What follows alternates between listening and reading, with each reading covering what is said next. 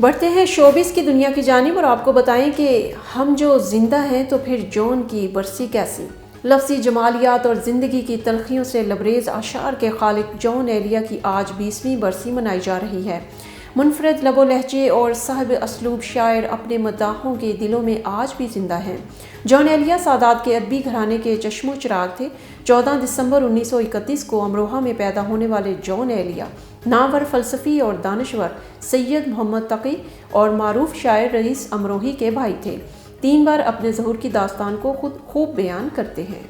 بالی would اداکارہ انوشکا شرما نے اپنے شوہر ویرات کوہلی کو سالگرہ کی مبارکباد دیتے ہوئے ان سے اظہار محبت بھی کر دیا۔ انوشکا شرما نے انسٹاگرام پر ویرات کوہلی کی 34ویں سالگرہ کے موقع پر لکھا کہ آج آپ کی سالگرہ کے موقع پر اس پوسٹ کے لیے میں آپ کی بہترین تصاویر کا انتخاب کروں گی۔ انوشکا شرما نے ویرات کوہلی کے لیے لکھا کہ ہر حال، ہر طرح اور ہر طریقے سے میں آپ سے محبت کرتی ہوں۔ اداکارہ نے اپنے پیغام کے ساتھ ویرات کوہلی کی کچھ مزاحیہ تصاویر بھی شیئر کی جنہیں مداح بہت پسند کر رہے ہیں۔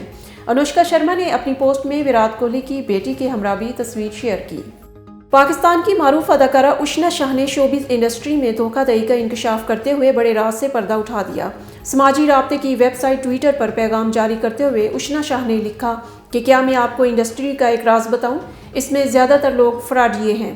لوگ جو ہوتے ہیں وہ بتاتے یا دکھاتے نہیں۔ پی آر کمپنیاں بیانیہ بناتی ہیں اور لوگ اس طرف بھاگ اٹھتے ہیں جس طرف ہجوم ہوتا ہے۔